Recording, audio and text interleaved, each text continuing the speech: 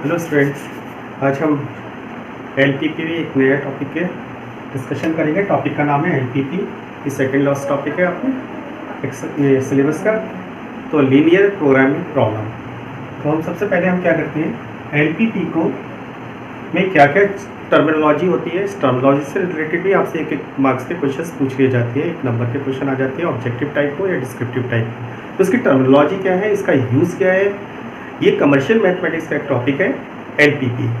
इसमें आपको जो है, अगर कोई आप बिजनेस कर रहे हैं या कोई फैक्ट्री वगैरह लगा रहे हैं, तो उसमें हमें कितने टाइम्स तक हमें वर्कर्स का यूज़ करना है, कितनी कैपेसिटी से हमें वर्क करना है, और जो प्रोडक्ट बना रहे हैं उसके नंबर ऑफ़ प्रोडक्ट कितने कितने बनाए जाएँ, एक पर्टिकुलर प्रोडक्ट पे हमें कितना प्रॉफिट हो रहा है, कितना हमें लॉस, कितना कम प्रॉफिट हो रहा है, तो हम कितना प्रोडक्ट बनाएं, किस किस रेशो में बनाएं, तो हम सारी चीज़ें इस एलपीपी में पढ़ेंगे। इसका और वाइड एरिया भी है और बहुत सी चीज़ों में इसका यूज़ होता है, चाहे वो डाइट में हो या वो जो है फर्टिलाइज़र में हो, या हमारे पास कोई बॉन्ड वगैरह लेना हो, यानी कि हमारी इकोनॉमी से रिलेटेड, हमारी जो है फाइनेंस से रिलेटेड प्रॉब्लम को भी ये सॉल्व करता है। तो एलपीपी के क्या जो है, इसको हम 3 पार्ट्स पे ब्रेक कर लेते हैं। ये 3 इंपॉर्टेंट पार्ट है। इन्हीं 3 पार्ट से हमें पूरी एलपीपी को सॉल्व करने में हेल्प मिलेगी, और जो भी नई नई चीज़ें और टर्मिनोलॉजी आएगी हम आगे आपको बता देंगे। इस पूरी एलपीपी को आप जरा ध्यान से देखें कि सबसे पहला होता है इसमें ऑब्जेक्टिव फंक्शन।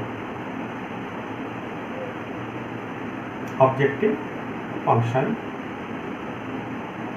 जो देता है ऑप्टिमल वैल्यू, ऑप्टिमल वैल्यू या सॉल्यूशन। यानी कि हमें कोई बिजनेस में 2 चीज़ें होती है, प्रॉफिट हमारा मैक्सिमम हो और एक्सपेंडिचर और ओवरहेड चार्जेस मिनिमम हो, तभी हमारा प्रॉफिट मैक्सिमम होगा। और इसको हम रिप्रेजेंट करते हैं max Z is equal to A X plus B Y, या अगर मिन की बात करें तो min Z is equal to A X plus B Y. Max का मतलब है कि प्रॉफिट हम मैक्सिमम ले रहे हैं, मिन जेड का मतलब है कि हमारा जो एक्सपेंडिचर या ट्रांसपोर्टेशन चार्ज है वो मिनिमम हो रहा है। ठीक है, हम इसको मिनिमाइज करना है, मिनिमम का बात होगा। ये एक पार्ट हो गया। दूसरा पार्ट हमारा कहलाता है subject to constants. Subject to constants, constants ये जैसे आपकी 11वीं क्लास में लीनियर इनइक्वालिटी वाला टॉपिक था, उसी से मिलकर बना है। ये लीनियर फॉर्म में होते हैं, जैसे कि हमने लिया, जैसे ले लिया हमने a1x plus b1y less than equal to c1, या ऐसा भी हो सकता है a2x plus b2y greater than c2। ये 2-3 कितने भी हो सकते हैं, इस तरीके से हम इसको रिप्रेजेंट कर सकते हैं। इसको बोलते हैं कॉन्स्टेंट्स। क्या बोलते हैं? कॉन्स्टेंट्स। थर्ड और इसका पार्ट होता है जो हमेशा आपको गिवन होगा x और y greater than equal to 0। यानी जो प्रोडक्शन हम कर रहे हैं वो कभी नेगेटिव नहीं हो सकता है, यानी x और y हमारा हमेशा पॉजिटिव ही रहेगा। यानी कि हम ग्राफिकली जब हम इसका यूज़ करेंगे, ग्राफ पेपर पर बनाएंगे, तो हमारे फर्स्ट क्वाड्रेंट पे ही इसका सोल्यूशन मिल जाएगा। और इसको हम बोलते हैं decision variable. Decision variable, DECISIO, decision variable. तो ये स्टूडेंट्स पूरा जो है LPP linear programming problem 3 parts पे डिवाइड हो गया। हमें कभी भी लैंग्वेज वाले क्वेश्चंस में 6 मार्क्स का अक्सर क्वेश्चन आता है, कभी कभी 4 और 2 में भी कन्वर्ट कर देते हैं, और ऑब्जेक्टिव पे भी 1-2 क्वेश्चन इसको पूछ सकते हैं। जनरली ये अब तक 6 मार्क्स का एक सिंगल क्वेश्चन आता था, तो इसको अच्छे से करनी चाहिए, इसमें ज़्यादा टफ नहीं है। और हाँ, इस कोविड-19 के कारण इसमें से कुछ पोर्शन डिलीट भी कर दिया है इस ईयर के लिए, मैं आपको आगे बताऊँगा। तो हमारा 3 पार्ट्स में डिवाइड हो गया, यानी एलपीपी के लिए हमें मेन 3 पार्ट्स को देखना है। पहला ऑब्जेक्टिव फंक्शन हमें निकालना है, उसमें से ढूंढना है, कॉन्स्टेंट्स ढूंढना है अगर लैंग्वेज प्रॉब्लम है, और ये डिसीजन वेरिएबल। ये 3 पार्ट मिलने के बाद हम आसानी से क्वेश्चन को सॉल्व कर सकते हैं। इसमें थोड़ा सा हमें बेसिक नॉलेज 11वीं क्लास की पता होना चाहिए। जैसे वहाँ पर हम कोई ग्राफ ड्रॉ करते थे, सपोज करिए मैंने ग्राफ ड्रॉ कर दिया और मेरे पास जो है ये मेरे पास सोल्यूशन आया। शेड करते थे हम 11वीं में, मैंने कहा था डिफरेंट कलर से आप यूज़ करेंगे, जहाँ दोनों कलर मिल जाएंगे। अगर 2 लाइन है और 2 से ज़्यादा लाइन है तो तीनों लाइन के बीच का जो भी पोर्शन है वो हमारा क्या कहलाता है? सोल्यूशन कहलाता था। अब हम इसको बोलेंगे, जैसे मैंने ये A, B, C और ये O, इस पॉइंट इससे आपको ये जो शेडेड पोर्शन मिला है इसको हम बोलते हैं फिशिबल रीजन। फिशिबल रीजन फिशिबल रीजन, ये वो रीजन है जहाँ हमें सोल्यूशन मिलेगा। फिशिबल रीजन है, और ये जो पॉइंट्स है हमारे ए बी सी ओ, ये कहलाते हैं कॉर्नर पॉइंट्स। कॉर्नर पॉइंट्स, ठीक है। अब देखिए, ये देखिए पूरा फिशिबल रीजन आपका क्लोज है, बाउंड्रियों से घिरा हुआ है, बाउंड्री से घिरा हुआ है, तो ये हमारा कहलाएगा बाउंडेड रीजन। बाउंडेड रीजन जैसा क्लियर है, घिरा हुआ है, बाउंडेड रीजन। जनरली कुछ राइटर बोल देते हैं इसको हम एक सर्किल में अगर बंद कर दें तो पूरा बंद हो जाएगा, ये बाउंडेड रीजन कहलाता है। ये हमारे सिलेबस में इस ईयर के लिए है। लेकिन अगर ये ग्राफ हम इस तरीके से ड्रॉ करते हैं, सपोज करिए ये हमारा है और एक लाइन हमारी ये है, और हमारा जो शेडेड पोर्शन होता है उस तरीके से आ रहा होता है, ये हम शेड कर रहे होते हैं। तो आप देखिए कहाँ तक शेड करें कुछ नहीं पता है, तो ये हमारा कहलाता है अनबाउंडेड रीजन, ये कहलाता है अनबाउंडेड रीजन। ये वाला हमारा सी कोविड-19 के कारण इस बार स्किप कर दिया है, यानी हटा दिया है। हम सीबीएसई की वेबसाइट cbse.nic.in पर भी वहाँ से सिलेबस देख सकते हैं, डिलीटेड पोर्शन का भी आपको सिलेबस वहाँ मिल जाएगा, और मैंने आपको पहले भी प्रोवाइड करा दिया है। उसमें क्लियर लिखा हुआ है कि अनबाउंडेड रीजन आपका इस बार इसको स्किप कर दिया है, हटा दिया है। तो हमें किसकी स्टडी करनी है? केवल इस पोर्शन की स्टडी करनी है सीआर के लिए। बाकी अपनी नॉलेज के लिए करना है तो इसको कर लीजिएगा। एक दो क्वेश्चन आप उसमें देखिए सीआरटी में दिए हुए हैं। तो ये हमारा पूरा डिवाइड हो गया कि एलपीपी में हमें क्या क्या दिया हुआ है, कैसे सॉल्व करना है, इन्हीं तीन चीज़ों पे हमें डिस्कशन करना है। आधा पार्ट आपका 11th क्लास से रिलेटेड है, बाकी हम थोड़े पार्ट को उसी को थोड़ा सा एक्सटेंड कर देंगे तो एलपीपी की प्रॉब्लम सॉल्व हो जाएगी। आइए हम देखते हैं इस पर बेस्ड एक क्वेश्चन। मैं इसको रफ करता हूँ, अब इसको पॉज करके देख लीजिएगा। आगे बढ़ते हैं।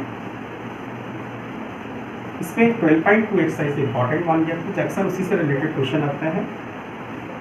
एक ट्रांसपोर्टेशन का भी क्वेश्चन है इसमें, जो आज तक आया नहीं है, लेंथी क्वेश्चन है, तो उसको भी कर लीजिएगा। अब देखिए इसको करते करते सॉल्व कैसे करते हैं। एक एग्जाम्पल लेता हूँ, उससे मैं आपको सॉल्व करने का।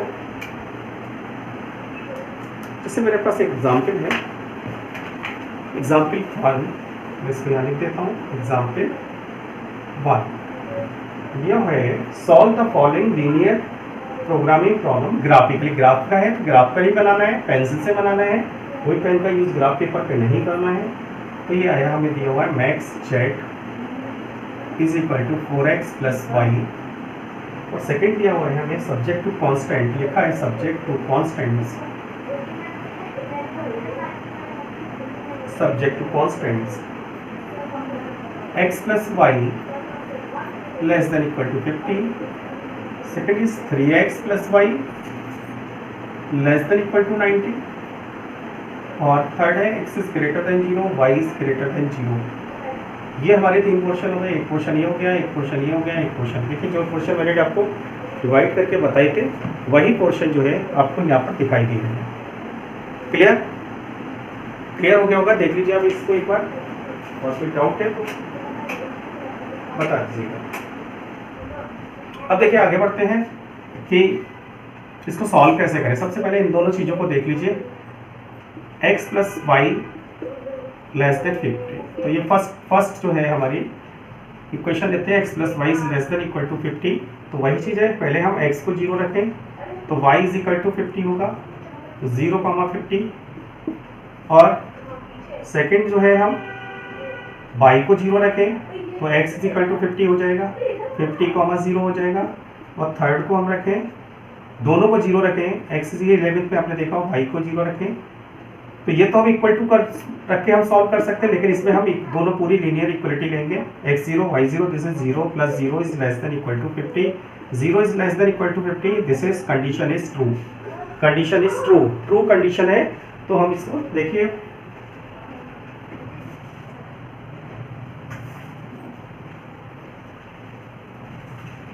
ठीक है। तो ये जो है हमारी फ्लोटिंग पॉइंट निकल आया। पहले x को 0 रखिए तो हमारा y निकल आया, फिर y को 0 रखा, फिर x निकल आया, दोनों को 0 रखा तो हमारी कंडीशन ट्रू आ गई। और आपने 11th क्लास में पढ़ा था कि अगर हमारी कंडीशन ट्रू होती है तो शेडेड पोर्शन उस साइड में आता है जिधर ओरिजिन कंटेन करता है, जिधर ओरिजिन कंटेन होता है। तो शेडेड पोर्शन किधर आएगा? Towards the origin. सिमिलरली हम दूसरी इक्वेशन लेते हैं, 3x plus y is less than equal to 90। यहाँ पर हम रखते हैं x इज इक्वल टू 0, तो y हमारा क्या आ गया 90 आ गया, तो ये आ गया 0,90।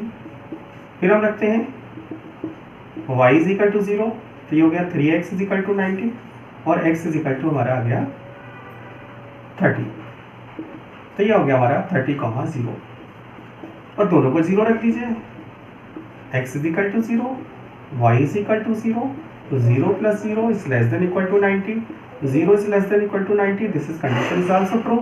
तो इसमें भी क्या होगा, शेडेड पोर्शन जो है वो ओरिजिन की तरफ आएगा। तो ये पूरा हमने सॉल्व कर लिया।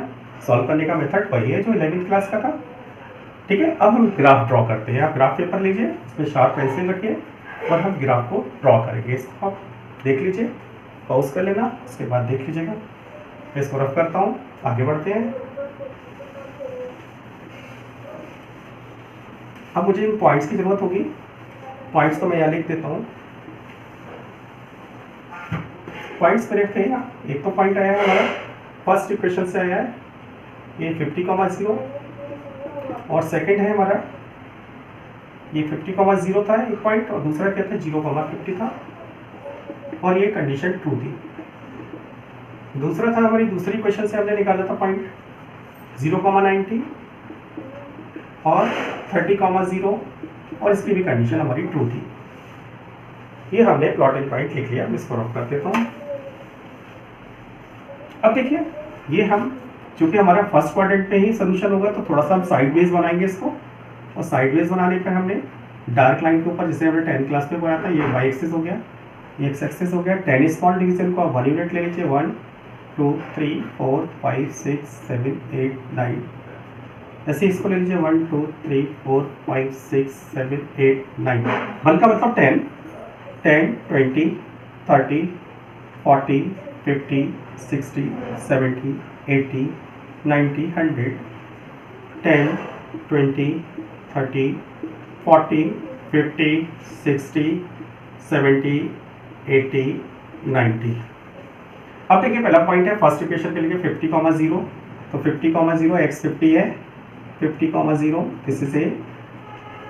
Second point is 0,50, 0,50 x 0 y 50, this is b 0,50, ठीक है 0,50। अब यहाँ से एक लाइन ड्रॉ कर लीजिए,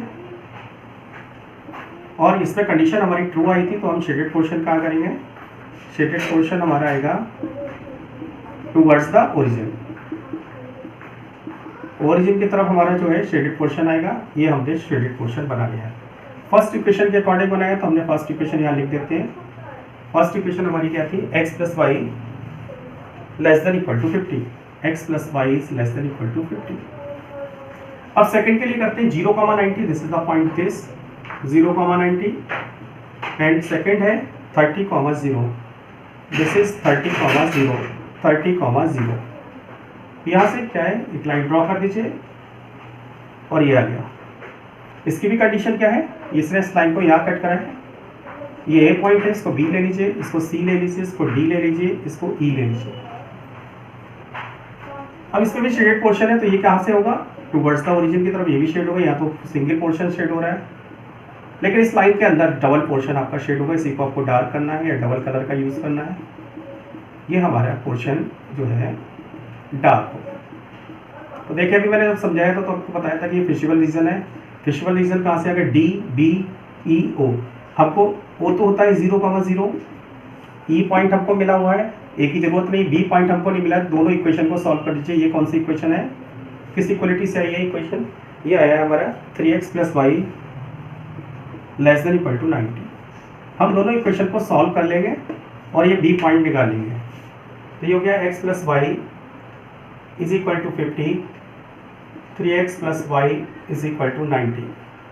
इसको सॉल्व कर लीजिए आप, माइनस माइनस माइनस ये कट गया, ये हो गया minus 2x is equal to minus 40, और x इज इक्वल टू ये 20 हो गया।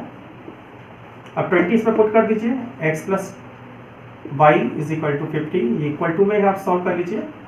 20 plus y is equal to 50, y is equal to 50 minus 20, तो y इज इक्वल टू 30।